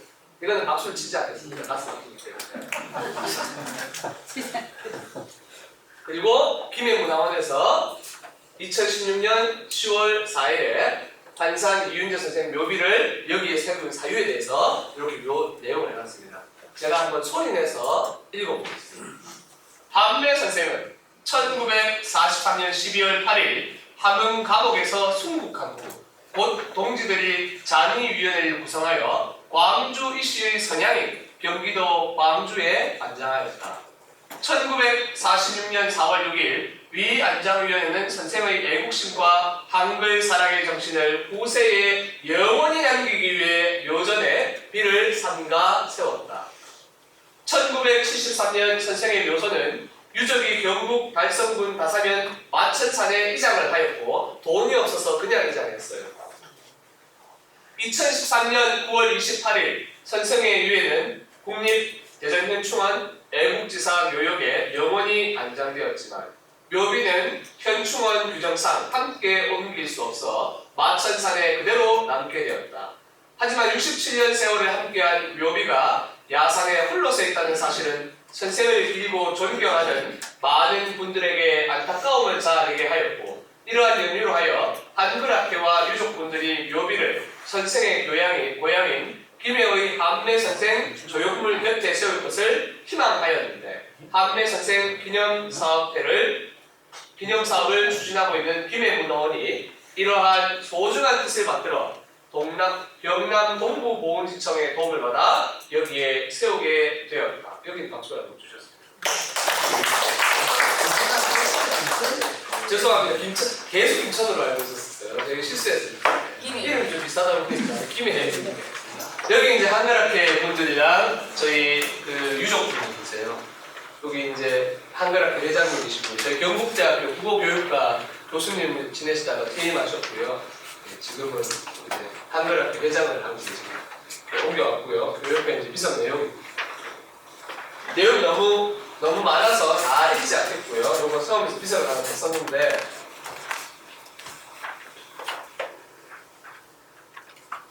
내용은 읽지 않겠습니다. 이 경북대학교 무술 오작비입니다. 저희 국악자들은요, 이 내용을 하나 아시는 것은 중요하지 않아요. 오작비의 의미를 좀 얘기해 드리려고 하는 거예요. 이렇게 생겼습니다. 국악자들은 경북대학교로 오면 이걸 꼭 보고 갑니다. 경북대학교 왔을 때 국악자들이 제일 많이 보고 가는 게 무술 오작비예요. 이거 책으로만 맨날 봤거든요. 무술 오작비가 있었다. 이게 국어학사적으로 굉장히 중요하다. 이 얘기를 맨날 하기 때문에 뭘 어떻게 생각하나 싶어가지고 우리는 책에서 이렇게 봅니다. 이게 국어학자들이 만나는 보스로잡기예요. 이렇게 평생 보다가 어느 날 갑자기 툭 보니까 만져보고 싶은 거예요. 옛날에는 경북대학교에 밖에 그 도서관에 그 박물관에 들어가면 그냥 방치가 됐어요. 지시 만져보고 했었어요. 근데 요즘은 못 만져봐요. 저는 많이 만져봤어요. 이 앞에 글자들이 좀 새겨져 있는데 이게 어떤 거냐면 무술년에 대해 만들어진 오작들, 그러니까 해서 제방을 만드는 이야기예요. 자, 생각해 보세요. 신라 시대에는 아직까지 중요한 산업이 무엇인가요? 먹고 살기 위해 제일 중요한 산업이 뭡니까? 농사죠. 예. 그러면은 국가적 차원에서 어떠한 사업을 해줘야지 밥을 먹고 사는데 문제가 없습니까? 저수지를 만들어줘야 되죠. 그래서 그렇게 신라 시대 때 만든 내용들이 많은데 지금 우리나라는 참 개떡 같은 게요. 뭐 공사하고 난 다음에 이인 써가지고 막 무너지고 하잖아요. 아무 책임진 놈이 없어요. 세상이 어떻게 돼 먹었는 건지 수많은 사람이 재산 피해를 입고 사람의 인명 피해를 입고 있는데 사업을 책임을 지는 놈이 없는 거예요. 근데 신라 시대는 좀 안 그랬나 봐요. 이게 국가 사업이 굉장히 중요했기 때문에 누가 어디서 어디까지 어떤 작업을 했다를 명확하게 명시하고 있어요. 왜 명시하겠습니까? 책임. 그렇죠. 책임이죠. 이게 어떻게 보면 굉장히 비인간적이지만 그렇게 했기 때문에 신라 시대 때 만든 유물이나 이런 것들을 보면 오래가요. 지금 우리가 만들어낼 수 없는 것도 만들어내고 있어요. 이거 배워야 되는 것이죠. 저도 그렇다고 생각합니다. 국가에서 모든 노력을 했는데 시간이 지나가 내가 책임질게 하고 책임 안 지는 거 너무 많아요. 조변석계처럼 바꿔놓은 거였어요. 나라 일이 될 게 없죠. 물론 급하게 나라가 성장하는 과정에서 우리가 좀 산업화도 이루고 민주화도 이러다 보니까 많은 과정에서 좀 필요하긴 했지만 이제는 그러면 안 된다고 생각합니다. 이제는 올라올 만큼 올라왔잖아요. 그러면 지금 우리가 배워야 될 정신이 뭐냐면 책임지는 정신. 저는 이 책임의 정신이 요 비서감에 있다고 생각합니다. 문자를 보는데 글자가 언제 만들어져가지고 이 기록물이 문자 사점으로 어떤 의미가 있다 이게 중요한 게 아니라고 생각합니다. 문자는 그 정신을 천년이고 만년이고 이어가기 위해서 필요한 것이지 정신이 없는데 문자가 있다고 한들 우리가 이어갈 것이 없지 않습니까? 근데 무술 오작비의 정신이 무엇이냐고 하는데 저는 국가가 어떤 국민을 위해서 돈을 쓸 때 책임을 지는 정신이 여기 담겨 있다고 생각됩니다. 가까운 곳에는 영천에 가면 청곳이라는 곳이 청제라는 곳이 있는데 그 앞에도 청제비가 있습니다. 여기에는 어떤 것들이 나오냐면 이런 것들이 나옵니다. 이제 얘기하는 걸 조금 들어주시면 도움이 되실 겁니다. 중국어는 문장 순서가 나 먹었어 밥을 이라는 방식으로 되어 있습니다. 당신 식사하셨습니까? 라고 물으면 당신 먹었어 밥을 이렇게 물어요. 니 치 팔로바? 이렇게 니 치 팔로바? 니 먹었니? 밥을 이라는 뜻이에요. 영어로 하는 영어의 순서와 똑같습니다. 엄마 하는 거는 뼈를 말하는 거예요. 예? 뼈. 아닙니다. 뼈 아니에요. 예, 취가 먹다는 뜻이에요. 빤이 밥이라는 뜻이고요. 빤로마. 전 중국어 잘 몰라요. 요 단어만 알아요. 그런데 이제 이런 중국의 문장이지만 한국에 가지고 와서 이제 우리말을 써야 되잖아요. 우리말을 써야 되니까 어떻게 하냐면 이렇게 하는 거예요. 한국 사람들이 영어 처음 배웠을 때 잘 모르면 하는 방법이 있어요. 유, 러브 이렇게 얘기해요. 맞잖아요? 처음은 몰라도 단어만 배우면 아는 거죠. 아이가 나고 유가 그대고 사랑한단 말이에요. 러브라는 사실만 알면 그렇게 하는 거예요. 유, 러브 이렇게 얘기한단 말이에요. 그런 것처럼 한문이 처음 들어왔을 때도 우리는 그렇게 사용을 했습니다. 아무것도 넣지 않고요. 순서만 바꿔요. 우리말처럼. 이거를 저희가 임신서기체 양식이라고 부릅니다. 서기체 양식. 뭐라고요? 예, 임신서기서. 한번 따라해보세요. 임신서기서. 이 내용이 어떤 거냐면 두 신라시대 화랑이 돌에다가 글을 하나 새겨놨는데요. 그 내용이 보면 이런 겁니다. 오늘부터 우리가 두 사람이 함께 여기에 적어가지고 맹세하기를 지금으로부터 3년 안에 우리가 유학을 공부해서 도를 통하지 못하면 하늘 아래 큰 죄를 받겠다 라고 하는 다짐을 하는 비서. 그래서 임신서기, 하늘에 맹세하는 글이라 해서 임신서기시라고 하는데, 그 지금 했던 이 문장을 한문으로 그냥 쭉 병석이 이렇게 돼 있어요. 글자를 원래 서기 병 이렇게 해야 되잖아요. 근데 병석이 둘이 서야겠다 이런 식으로 해서 문장이 쭉 나옵니다. 이게 우리나라에서 나온 최초의 한문을 활용한 한글 표기 방식, 우리말 표기 방식입니다. 그래서 우리가 서기체 양식이라고 부릅니다. 그러다가 조금 지능이 발달하기 시작하니까 어떤 방식을 쓰냐면은 이런 걸 하는 거예요. 영어에 I love you를 이용하잖아요. 그러면 I는 you를 love 해요. 을 해요를 붙이는 거예요. 그럼 영어로 는을 적으면 어떻게 적으면 됩니까? N-U-N 이렇게 쓰는 거예요. 그러면 눈 대충 이렇게 나가잖아요. 눈이나 는이나 비슷하잖아요. 그러니까 I, 눈, you를 할 때는 L-U-L 이런 식으로 쓰는 거예요. 룰 비슷하잖아요. 그러면 love 그다음에 해요를 쓰는 거예요. 그러면은 H-A-E 그 다음에 Y-O 이런 식으로 쓰면은 쭉 적어두면은 영어로 보면 완전 말도 안 되는 문장이죠. 완전 말도 안 되는 문장인데 요거를 우리말처럼 읽으면 희한한 거예요. I는 you를 love해요. 그러면은 이걸 읽을 때 I는 you를 love해요로 읽지 않아요. 어떻게 읽습니까? 나는 너를 사랑해요라고 읽는 거예요. 이해되세요? 이게 가장 완벽한 한글이 없을 당시의 표기 방식인데 향찰이라고 부릅니다. 뭐라고요? 또는 그거보다 조금 덜 발달되면 이두라고 부릅니다. 뭐라고요? 근데 향찰과 이두 정도 되면은 아주 고급 발달되는 거예요. 조선 말까지 쓰여졌던 것은 이두였습니다. 근데 왜 가장 발달됐던 향찰을 쓰지 않고 이두를 썼느냐? 뜻으로 단순해요. 하나하나까지 다 표기해야 될 필요가 없었기 때문에 향찰 정도로 디테일하게 써야 될 필요가 없었어요. 이두 정도만 하면 충분히 설명할 수 있었어요. 그리고 향찰이 필요한 시점쯤 왔을 때 한글이 생겼어요. 그러니까 향찰 표기를 할 필요 없죠? 뭘 쓰면 됩니까? 한글 쓰면 되기 때문에 필요가 없었던 거예요. 근데 언제 향찰이 필요하냐? 한마디 한마디까지 우리말로 다 써야 되는 것은 문장 중에 딱 한 개밖에 없어요. 노래. 노래말은 뜻으로 읽어야 되는 것이 아니고 말로 읽어야 되기 때문에 완벽하게 한문을 이용해서 우리말을 적어야 돼요. 요걸 향찰이라고 그러는데 신라의 노래를 표기하는 데만 쓰였습니다. 생사의 길은 예 있고 머뭇거림에 나난 가난난 말도 못다 이루고 가겠고 어딜 가자 이른 바람에 이에저에 떨어지는 없다이 입다이 한 가지 나고 가는 건 모르는 적 밑탄찰에서 맞고 올라 도답가 기다리고다. 이게 이제 번역했는 한문을 번역했는 우리말 제 막내가라는 거예요. 월명사라는 스님이 동생이 죽자 슬퍼하면서 그렇지만 우리는 죽어서 도를 닦아서 극락세계에서 만날 것이다 라고 지어줬던 제문입니다.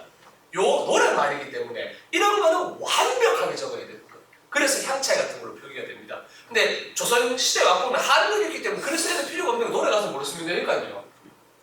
한글로 쓰면 되잖아요. 그래서 한글 가사 찍으시는 거예요.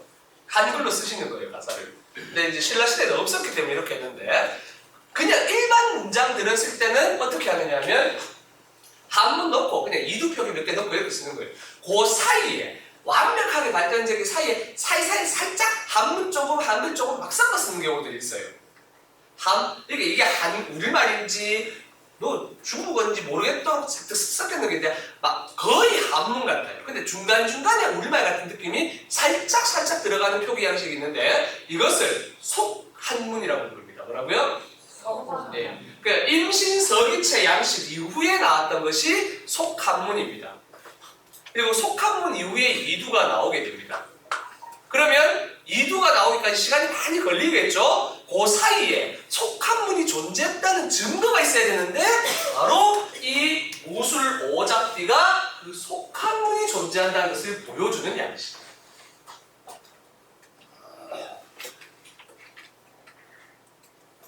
그러니까 여기에는 뭐가 들어있는 거예요? 외국 문자가 들어와서 우리나라 말을 대신해 가기 시작하는 초창기의 모습을 보여주는 것입니다.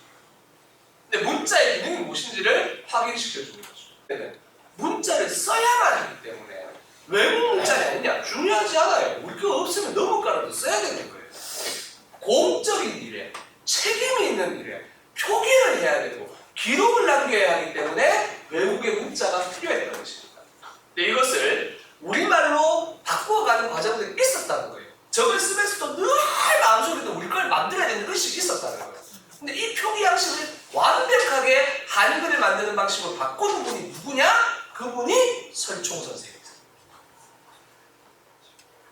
지금 여기 세계적인 글이 이 요 내용입니다. 저도 이 내용 잘 모릅니다. 네. 요거는 연구 치는 분들만 뭐가 글자가 뭔지 아는데 저도 이 전공이 아니라서 사실 정확하게 잘 모릅니다. 근데 우리는 그 학문하는 사람들 이렇게 읽고 요거만 맨날 보고 공부를 하다가 어느 한 번씩 오게 되면 요거 만져보고 가는 거죠. 이거는 한글 학자 되려고 해서 전공자 아니면 잘 몰라요. 네. 저기 무술년에 만들었다고 무술이 들어온 거예요. 예, 맞습니다. 오작은 저거 무슨 의미야? 요게 그러니까 제방이라는 뜻이고 만들다는 작자라는 뜻이에요.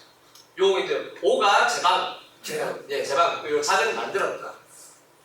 요 무술이라고 돼 있거든 첫 번째 구절에.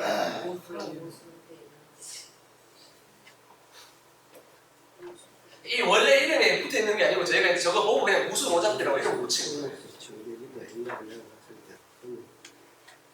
그 예전에 한글 만들 때 최만희 선생님이 막 지난 시간에 말씀드렸지만 막 공교 간다 했잖아요. 그 공교 갔던 그 앞에 부분에 그 내용이 나와요. 설청 선생님께서 이렇게 좋은 이도를 만드셨는데 이도를 한문과 이도를 함께 쓸 수 있는 이 좋은 문자를 놔두고 글자를 다시 만든다는 것은 있을 수 없습니다!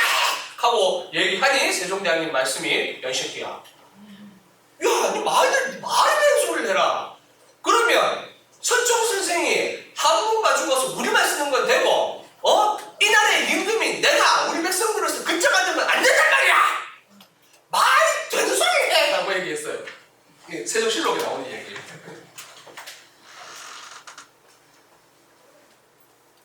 그 마지막 이야기 기억나시죠? 마지막에 어떻게 끝났다고요?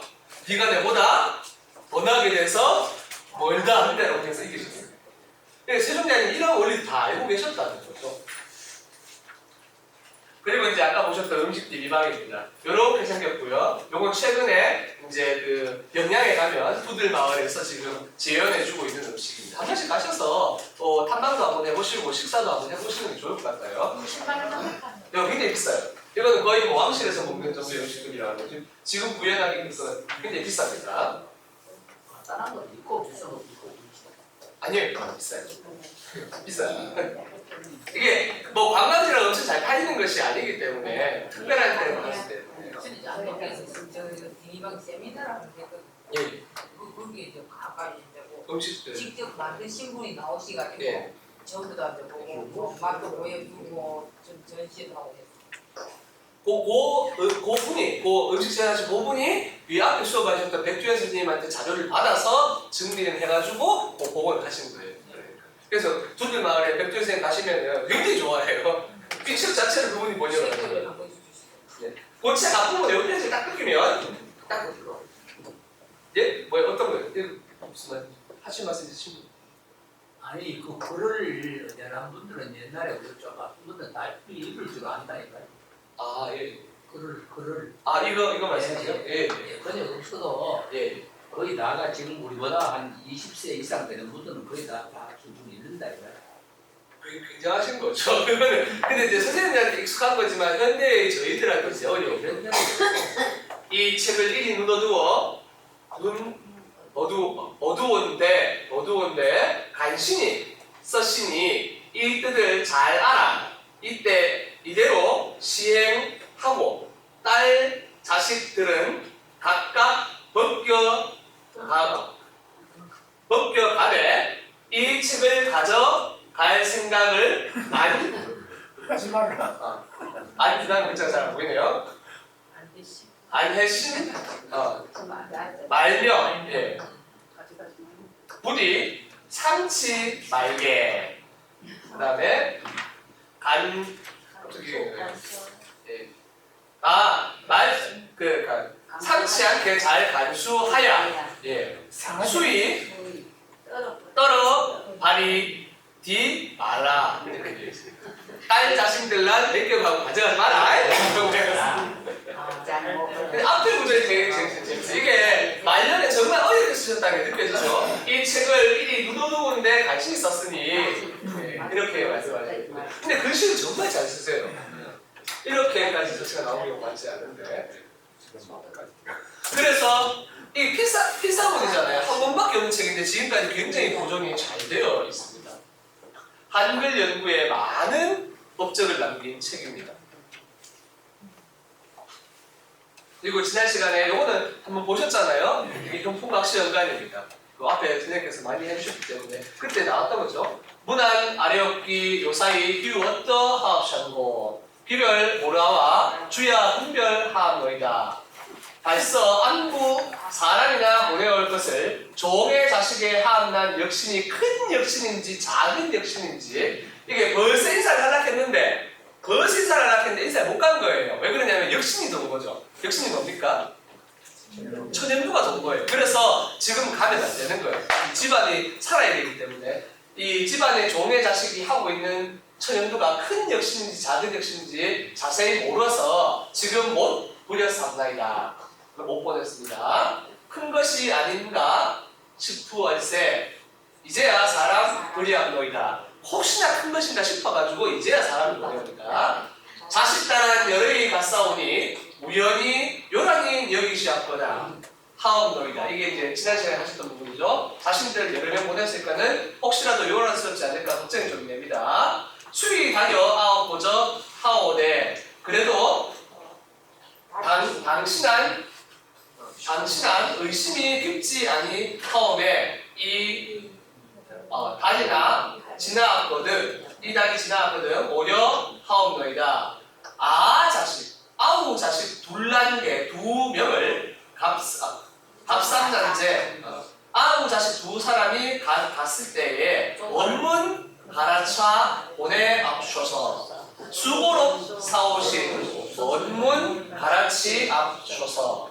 하옵기 젖사와 하옵다가 아래암 노이다. 나도 모 신기하고 타작 하올이면 후이면 나사와 나자와 대하 오링다. 오리이다. 경상도 말에 이다. 오리이다. 이가 이렇게 그지 없사와 이만 아래엄 노이다. 지난 시간에 한번 보셨던 잘 보시네. 예? 잘 봐요. 도대체 좀 의원. 윤상을 잘 보시네. 아닙니다. 짜짜 좀 그랬어요. 네, 이런 지금 연구가 문헌이 많이 지금 출토가 되고 있는데요. 정말 안타깝게도 저는 어깨너머로 배웠습니다. 운이 좋아서 지난 시간에 수업을 하셨던 백두현 선생님께 한글 문헌학 수업을 좀 배우는 바람에 그래도 뭐 젊은 사람 치고 조금은 있는데 제 전공이 아닙니다. 조금 아는 거죠. 근데 지금 앞으로 이런 자료들이 다 구축이 되어서 세계 사람들에게 많이 알려질수록 우리 데이터베이스 이제 국가의 경쟁력이 높아지는데 정말 안타깝게도 이 글을 읽을 수 있는 청년들이 이제 많지 않습니다. 국가에서 저런 건 전혀 중요하다고 생각합니다. 근데 안 하더라도 한문 읽어낼 수 있는 청년, 고전어를 읽어낼 수 있는 청년이 있어야 합니다. 근데 대학에도 이런 전공자들에게 자리를 만들어주지 않고요. 국가에서 저런 것들을 하라고 자금을 내려주지도 않습니다. 그러면 몇몇 청년들이 자기가 돈을 내서 공부를 해야 되는데 가뜩이나 먹고 살기 힘든 이 시대에 이 일을 하려고 하는 사람이 많지가 않습니다. 주변에도 좀 하다가 지금 포기하는 사람들이 많은데요. 저는 이런 강연들도 좀 많아지고 해서 제 전공은 아니면 저는 의미론 전공이 현대어 전공이라서 제 전공은 아니지만요. 좀 이런 문화들이 많아져서 그런 사람들이 좀 선자리가 생겨가지고 우리 전통 문화를 지키는데 조금 도움이 좀 힘이 좀 생겼으면 좋겠습니다. 여기 계신 분들이 좀 가셔서 자녀분들한테 이런 좀 하라 하고 얘기 좀 해주시면 또 들리시는 분마다 이런 내용 프로그램 좋더라. 용학도서관에서 하고 있는 이런 프로그램이 우리말을 지키는 게 진짜 중요하더라. 이 말씀 한 말씀 해주시고 또 주변 분들 한 분씩만 더 데리고 와주셔도 이런 자리들이 계속 만들어질 수 있고 이건 내년은 왜 잘리고? 예? 일곱 명, 여덟 명 맞잖아. 예. 우리 한번 보라고. 정말 감사하게 생각합니다. 예, 오늘은 저보다는 끝까지 정말 힘든 이 강의 길어서 힘드실 텐데도 끝까지 정말 열심히 다 들어주신 여기 계신 선생님들을 위해서 박수 한번 부탁드리고